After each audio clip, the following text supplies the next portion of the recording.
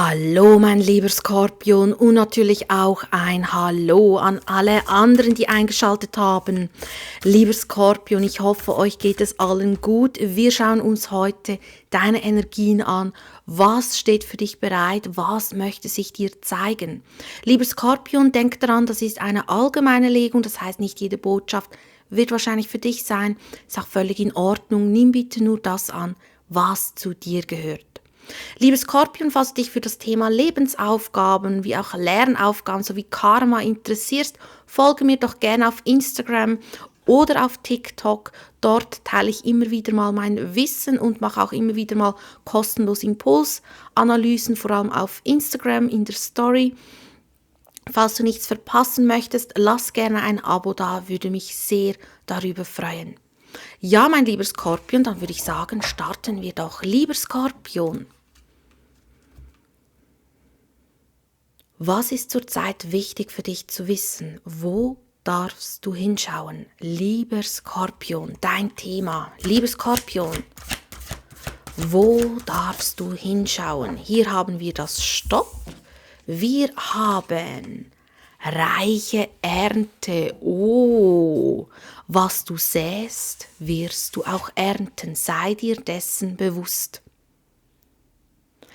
Ich sehe auch ganz stark, dass bei einigen das Jahr 2024 das Jahr des, sagt man dem so, des Sehens war, also dass man wirklich irgendetwas, kann ich sagen, also wie eine Art Samen in den Boden gesetzt hat, sich auf etwas fokussiert hat, vielleicht auch eine Art Vorbereitung, kann im Bereich Liebe sein, Persönlichkeitsentwicklung oder Beruf. Und jetzt ist es an der Zeit, dass du ernten kannst. Also hier möchte sich dir bald etwas zeigen, was du auch ernten kannst. Also es ist etwas, worauf du schon länger wartest oder hingearbeitet hast. Denk daran, was du säst, wirst du ernten. Das heißt, wenn du natürlich nur in der Mangelenergie warst oder auch weiterhin bist, wirst du auch das ernten. Also sei dir wirklich ein bisschen bewusst, was du für Energien aussendest. Was ist deine Intention, wenn du Dinge tust? Sei liebevoll mit dir, weil das wirst du zurückbekommen. In diesem Jahr noch habe ich das Gefühl.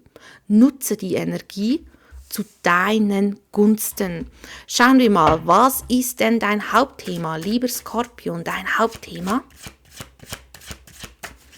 Lieber Skorpion, dein Hauptthema?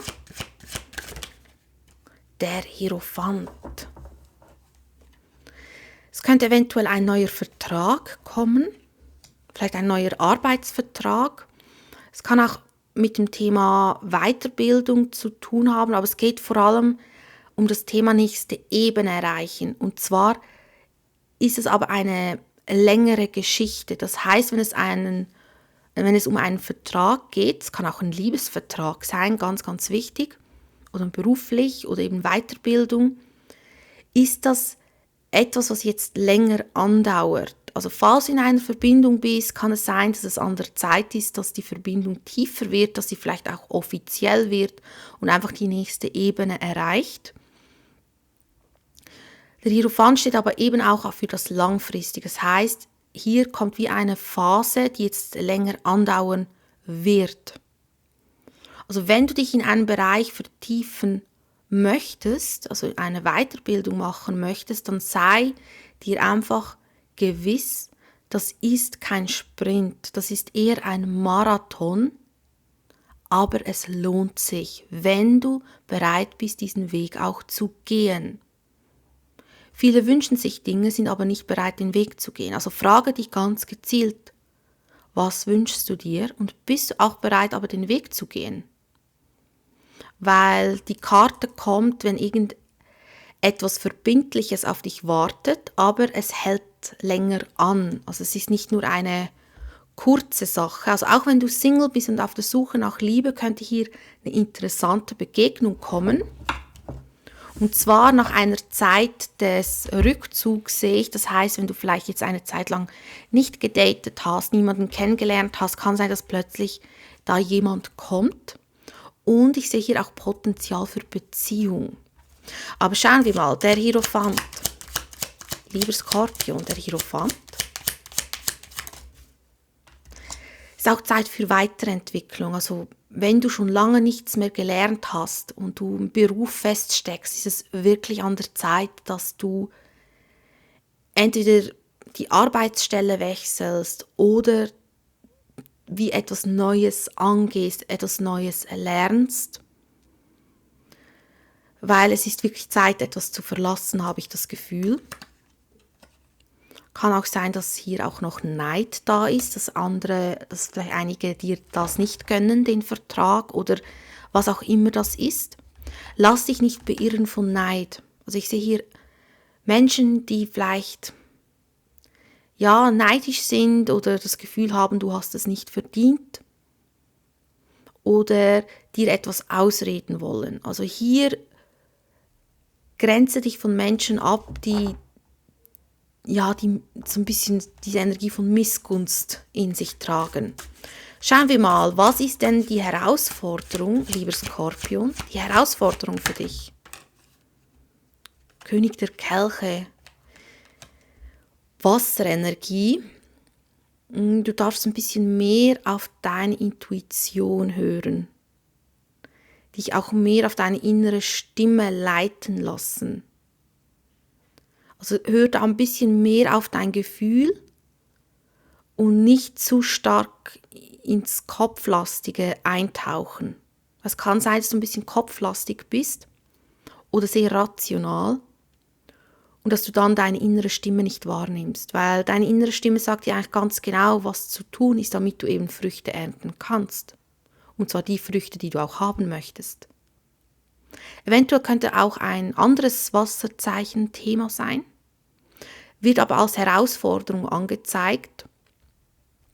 Warum auch immer, schauen wir mal.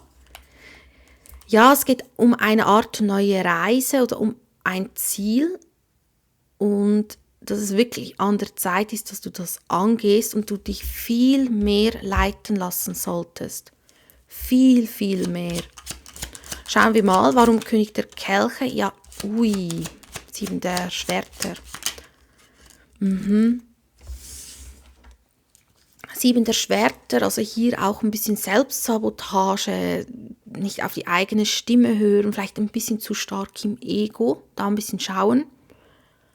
Oder sehr viel im Kopf haben, so ein bisschen Gedankenkarussell.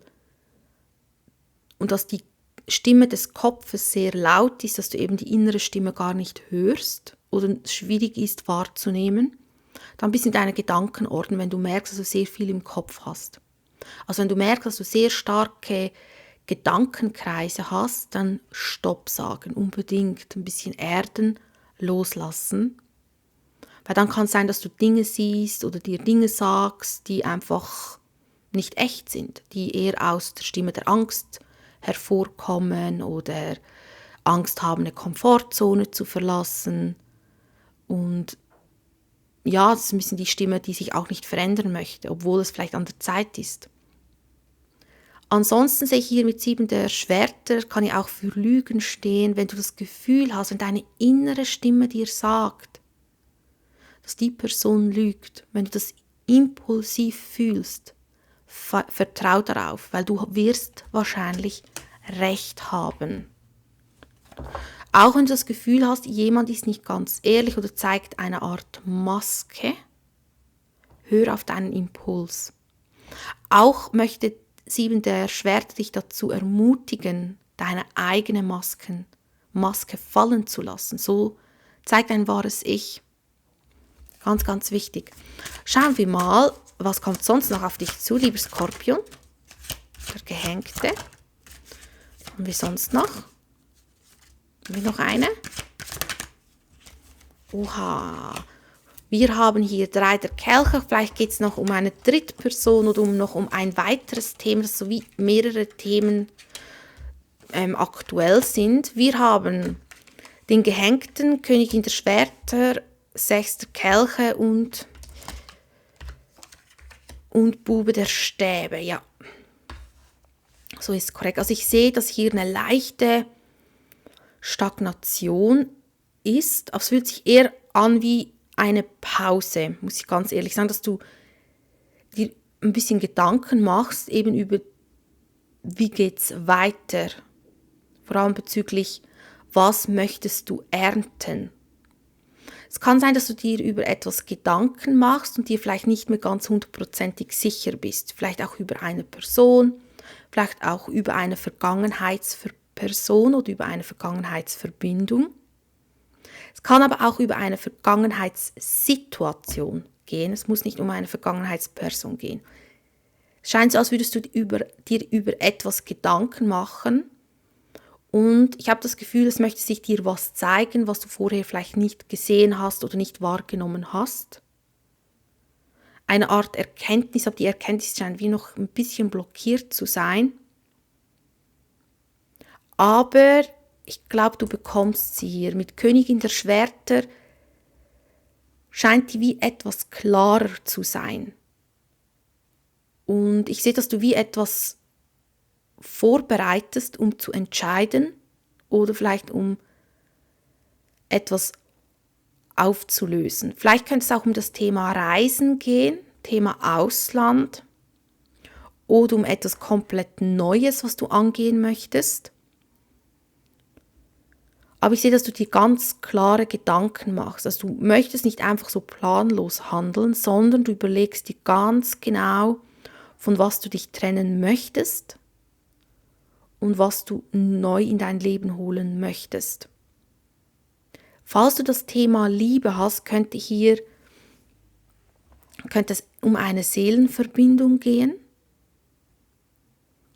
dass du die Verbindung so ein bisschen analysierst und auch den Sinn dahinter verstehst oder versuchst zu verstehen, zum Beispiel, warum seid ihr euch begegnet? Weil Begegnungen kommen nicht einfach so zum Spaß. Sie haben immer einen Grund, eine Lernaufgabe. Es kann sein, dass du das so ein bisschen analysierst, falls du das Thema Liebe hast. Kann auch sein, dass hier eine Person kommt, wo du eine Seelenverbindung fühlst und du fragst dich, ist das eine Seelenverbindung? Und kann auch sein, dass die Person aus dem Ausland kommt oder im Ausland wohnt, muss nicht sein, kann. Eventuell fühlst du dich auch zu dieser Person hingezogen, aber es ist eine andere Art von hingezogen sein. Und ich sehe, dass du eben überlegst, ob du dich vielleicht darauf einlassen solltest oder eben nicht. Das ist einfach, wenn Liebe dein Thema ist, sehe ich so ein bisschen diese Energien. Und auch eine Art Unsicherheit. Ich weiß nicht, warum du dort so ein bisschen zurückhaltend bist. Kann auch sein, weil vielleicht jemand verheiratet ist. Muss nicht sein, kann. Falls du das Thema Beruf hast, sehe ich, dass du dir über irgendetwas eben Gedanken machst. Dass du kurz innehältst. Es ist eine Art Stoppmoment. Vielleicht fühlt es sich für dich wie eine kurze Stagnation an. Oder du hast das Gefühl, du gibst Gas und es ist die Handbremse angezogen. Lass das mal auf dich wirken. Ich habe das Gefühl, es hat einen Grund, dass das kommt, damit du wie etwas Neues überdenkst. Oder irgendetwas aus der Vergangenheit überdenkst. Das heißt, dass vielleicht etwas aus der Vergangenheit, vielleicht auch eine Lernaufgabe, vielleicht auch wichtig sein könnte für das jetzige Vorhaben. Oder eine Vergangenheitsperson könnte dir beruflich auch weiterhelfen. Also mach dir mal so ein bisschen Gedanken darüber. Vor allem, wenn du merkst, dass so eine Energie von, als würde dich jemand festhalten und dich zwingen möchte, schnell stehen zu bleiben, um etwas zu betrachten. Dann könnte es eben um eine Vergangenheitsperson gehen oder Situation. Und schau das mal genau an, weil dann wirst du die Klarheit bekommen und ich sehe auch, dass du für dich vielleicht von etwas löst oder wie eine neue Entscheidung triffst, halt wie einen neuen Blick hast. Und dich dann auch, ja, wie so ein bisschen, jetzt bin ich bereit für das Abenteuer. Schauen wir mal, der Gehängte. Warum der Gehängte? Ja, Ruhepause. Wenn du das fühlst, als würde dich jemand festhalten, dann ist das ein Zeichen, schnell Pause machen.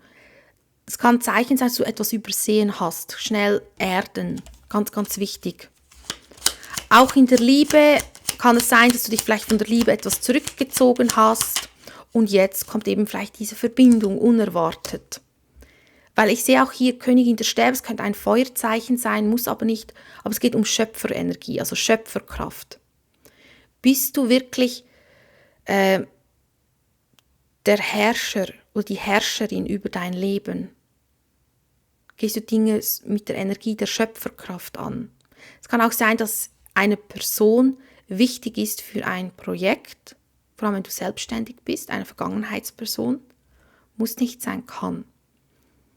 Aber es geht darum, dass du dir auch Gedanken machst, vielleicht über das Thema Passion, vor allem wenn du in der Vergangenheit darüber viel nachgedacht hast oder wenn in der Vergangenheit eine wichtige Situation war oder Erinnerungen. Ich habe das Gefühl, es geht irgendwie darum, Königin der Schwerter, damit du etwas siehst. Ja, damit du siehst, wo es vorwärts geht und wo eben nicht und warum eben nicht. Der Schatten löst sich, also hier löst sich eine Art Schatten und eine Antwort kommt zu dir. Bube der Stäbe. Da bin ich gespannt, weil das fühlt sich an wie ein Cut. Das fühlt sich ganz krass an, dieser Übergang. Als würdest du sagen, so, jetzt bin ich bereit, jetzt habe ich es verstanden. Bube der Stäbe, ja, siehst du schon wieder der Gehängte.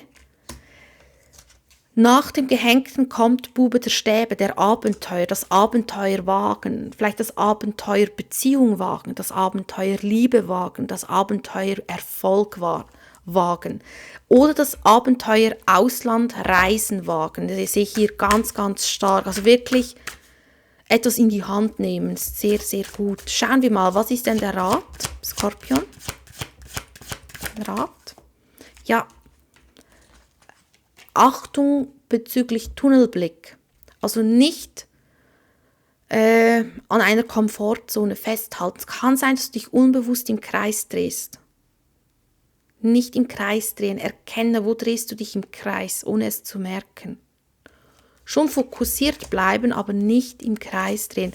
Es kann sein, dass du eben darum diese Energie von Pause brauchst, weil du dich irgendwo vielleicht noch nicht, aber du bist wieder bei, dich im Kreis zu drehen. Und es ist wirklich an der Zeit, nicht mehr im Kreis zu drehen, sondern die Früchte auch entstehen zu lassen.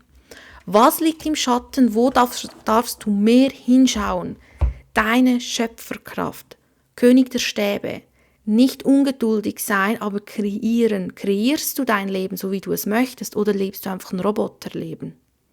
Hand aufs Herz. Kreierst du? Oder bist du einfach ein Zombie geworden, auf gut Deutsch gesagt? Weil König der Stäbe möchte kreieren. Das ist auch die Selbstständigkeitskarte.